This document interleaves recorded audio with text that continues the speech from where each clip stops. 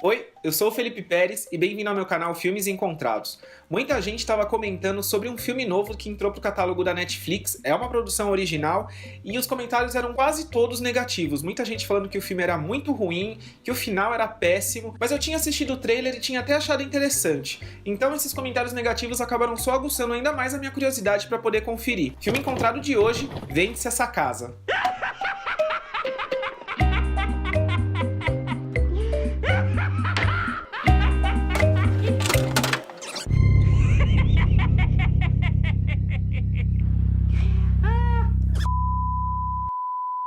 A história do filme é sobre um jovem que presencia a morte do pai e em seguida vai morar com a mãe em uma casa bem afastada. É uma casa que está disponível para venda, né? Tá até aberta para visitação. A casa é da tia dele e logo que eles se mudam para essa casa, coisas estranhas começam a acontecer. E não só dentro da casa, as pessoas que moram nessa cidade também são bem estranhas.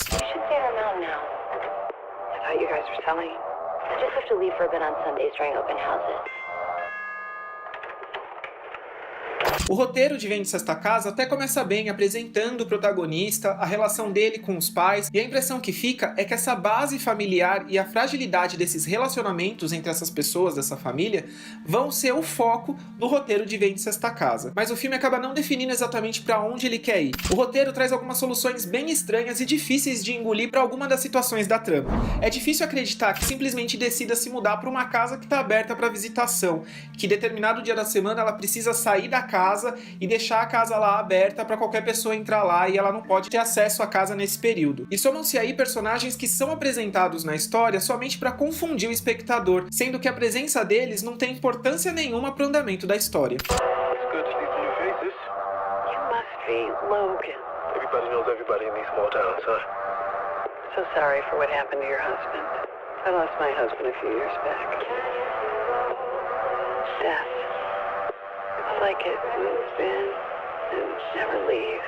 O filme tenta forçar um clima de suspense em situações onde nada tá acontecendo. Às vezes o personagem tá só sozinho andando pela casa, não tem nenhuma situação de perigo, mas tá tocando uma música sinistra pra mostrar que tem alguma coisa de errado acontecendo nessa casa. A trilha sonora soa deslocada e até alguns efeitos sonoros que aparecem em determinado ponto do filme pra dar um susto no público não tem o efeito que deveria ter. Soa tudo muito deslocado.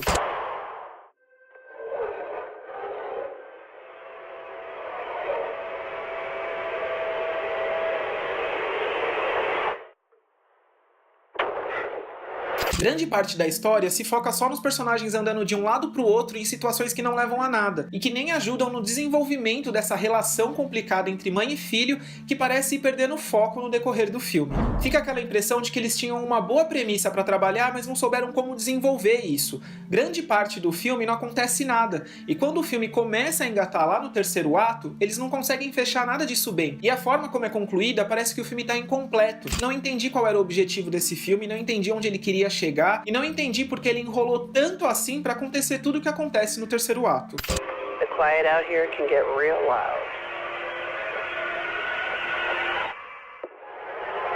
O roteiro, a direção e a produção de Open House são da dupla de iniciantes Matt Angel e Susannah Coach. Ambos só tinham um trabalho feito para TV antes de Open House, e o Matt Angel tem uma filmografia longa, mas como ator. Ele trabalhou em episódios de Goosebumps, Hora do Arrepio, Green e Lendas do Amanhã. E talvez pelo fato deles só terem essa experiência com TV antes de fazer Open House, acabou influenciando para que o filme ficasse com uma cara de produção feita para TV mesmo. É um suspense psicológico sem força, que tenta se apoiar numa história onde nada realmente acontece. Teve uma sequência que me chamou bastante atenção, em que o protagonista tá andando pelos corredores do porão da casa dele. Em determinado momento, ele chega num ponto do corredor que tá tudo tampado com diversos restos de madeira, de móveis. E aí vem um som super alto, como se aquilo fosse uma coisa surpreendente, e a imagem fica toda preta. E de repente volta pra ele como se nada tivesse acontecido e ele tá ainda andando lá nos corredores do porão, quase como se tivesse tido uma pausa pros comerciais. E esse constante uso dos efeitos sonoros pra tentar gerar um susto no espectador espectador,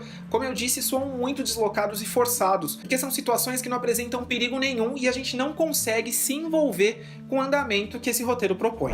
E um fato curioso é que tanto o Matt Angel quanto a Susannah Kutcher, a dupla que dirigiu e escreveu Vende-se Esta Casa, ambos têm participação especial no filme com pequenas aparições. A Suzanne faz uma garçonete e o Matt Angel faz um dos policiais. E já que eu falei um pouco sobre as pessoas à frente das câmeras, vale mencionar sobre o elenco. Tem a presença do Dylan Minetti, que interpreta o protagonista. Ele faz aqui um papel que não difere muito da personalidade de outro personagem dele, de outra produção na Netflix, que é a série Os 13 Porquês. Os personagens são bem parecidos. Eu acho que ele teve um desempenho muito mais interessante no Don't Brief, do Fede Alvarez, mas acho que aqui no caso de Vende-se Esta Casa, o problema não é nem tanto o elenco, porque a gente tem um elenco bom. Eu acho que o problema aqui mesmo era o roteiro e a direção. É um roteiro que não conseguiu explorar os diversos ganchos que poderiam ser trabalhados nessa complicada relação familiar da mãe e do filho após a morte do pai. Os personagens secundários também que não têm importância nenhuma. Um deles que é apresentado só pra gerar uma dúvida no público, pra gente pensar se talvez é ele que esteja fazendo tudo de estranho nessa casa. E a vizinha que tem Alzheimer, que uma hora fala que o marido tá vivo, e em outro momento fala que o marido tá morto,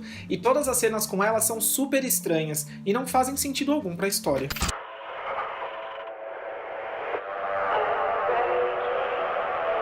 Concluindo, não há suspense e nem grandes reviravoltas. Vende-se Esta Casa é um suspense psicológico fraco e que não se esforça para amarrar os eventos que são apresentados em relação ao protagonista.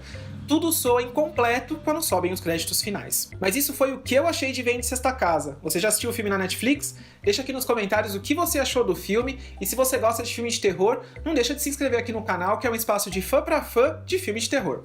Até o próximo vídeo.